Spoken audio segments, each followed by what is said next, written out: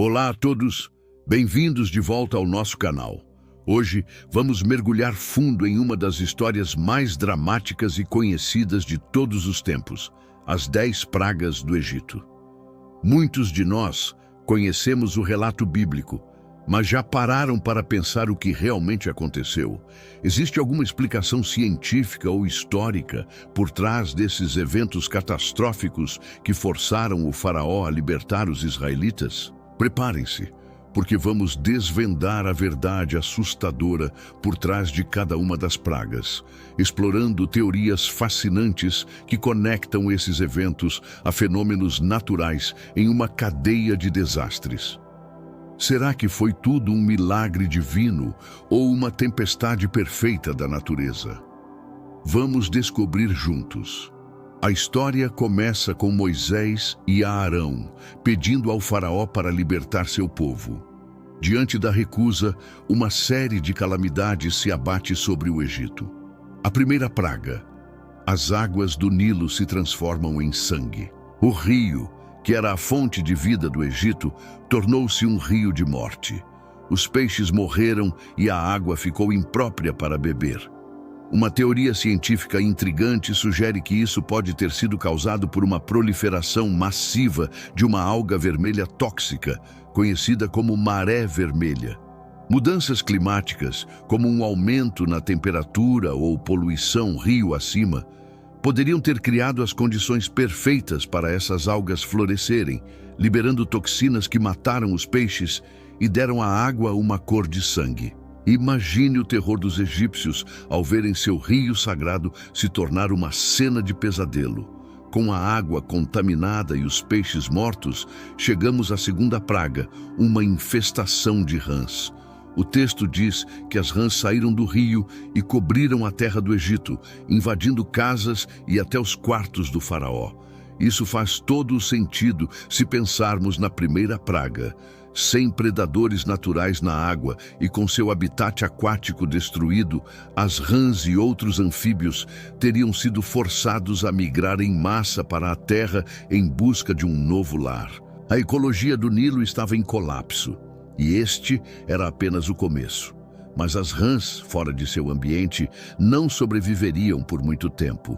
E a morte em massa de milhares de rãs em terra firme nos leva diretamente à terceira e quarta pragas: piolhos e moscas.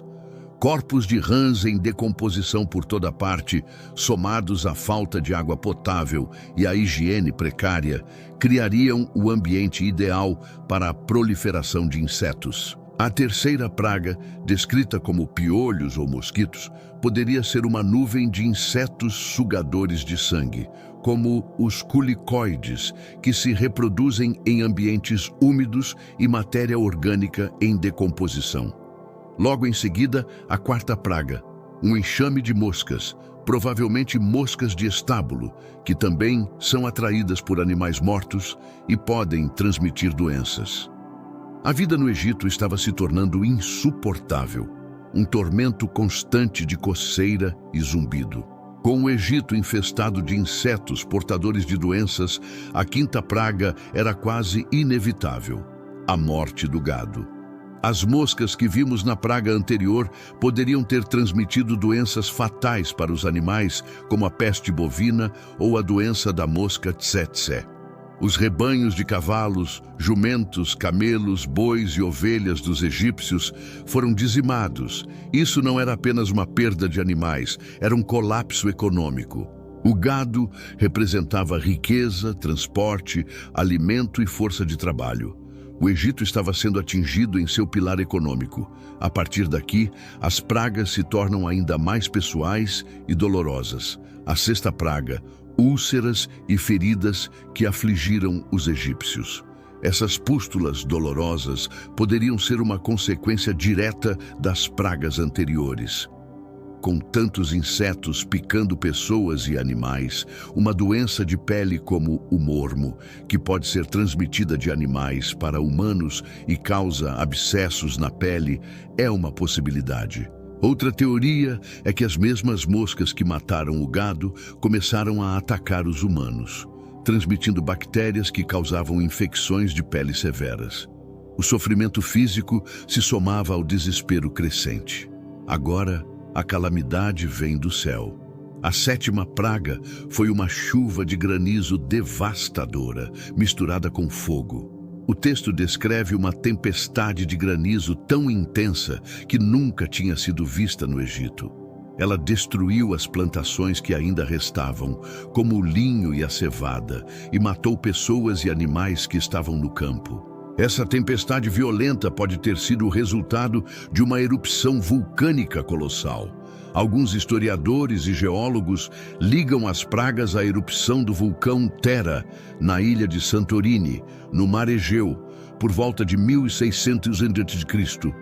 Uma erupção dessa magnitude teria lançado milhões de toneladas de cinzas na atmosfera, o que poderia ter alterado drasticamente os padrões climáticos, causando tempestades elétricas e granizo anormais. O fogo misturado com granizo poderia ser uma descrição de raios e eletricidade estática gerada pela cinza vulcânica na atmosfera.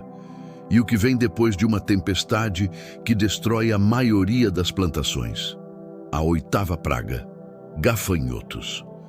Um enxame de gafanhotos que cobriu a face da terra, de modo que a terra escureceu. Eles devoraram tudo o que o granizo não destruiu, incluindo o trigo e o centeio, que amadurecem mais tarde.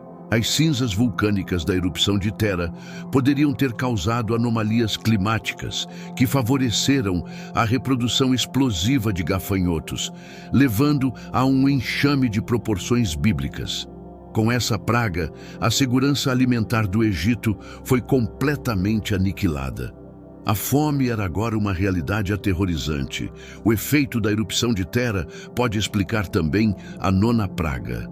3 dias de trevas tão densas que ninguém conseguia ver nada. Uma nuvem de cinzas vulcânicas espessa, vinda da erupção, poderia ter bloqueado a luz do sol por dias, mergulhando a região em uma escuridão palpável.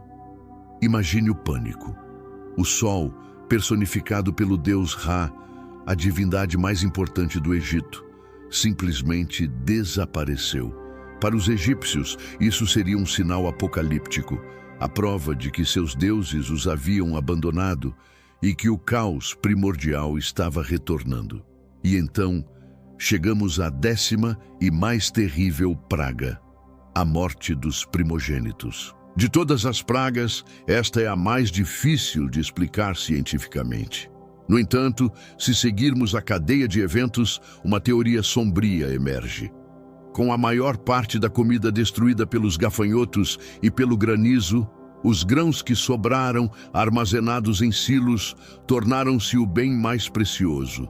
Esses grãos poderiam ter sido contaminados por um mofo tóxico, como o Stachybotrys chartarum, que pode crescer em grãos úmidos, uma condição plausível após as tempestades. O costume da época era que o filho primogênito, por ter um status especial, recebesse uma porção maior de comida ou comesse primeiro. Assim, eles teriam sido os mais expostos a qualquer toxina presente nos grãos contaminados. Os israelitas, por outro lado, teriam sido instruídos a comer o cordeiro pascal e pães ázimos, sem fermento, feitos rapidamente e com farinha fresca, evitando os grãos armazenados e contaminados. É uma teoria assustadora que conecta um costume cultural a uma tragédia devastadora. Seja através de uma intervenção divina direta ou de uma cascata de desastres naturais desencadeados por um único evento, como uma erupção vulcânica, a história das 10 pragas do Egito é um relato poderoso sobre o colapso de uma civilização. Ela nos mostra como um ecossistema pode se descontrolar, com cada desastre levando a outro em uma reação em cadeia aterrorizante. A arrogância de um faraó que se recusava a ouvir resultou na destruição de sua terra, na ruína de sua economia e na perda de seu povo. O que vocês acham? Foi um milagre, uma catástrofe natural ou uma combinação de ambos? Deixem suas teorias aqui nos comentários. Eu adoraria ler o que vocês pensam sobre este mistério fascinante. Muito obrigado por assistirem até o final.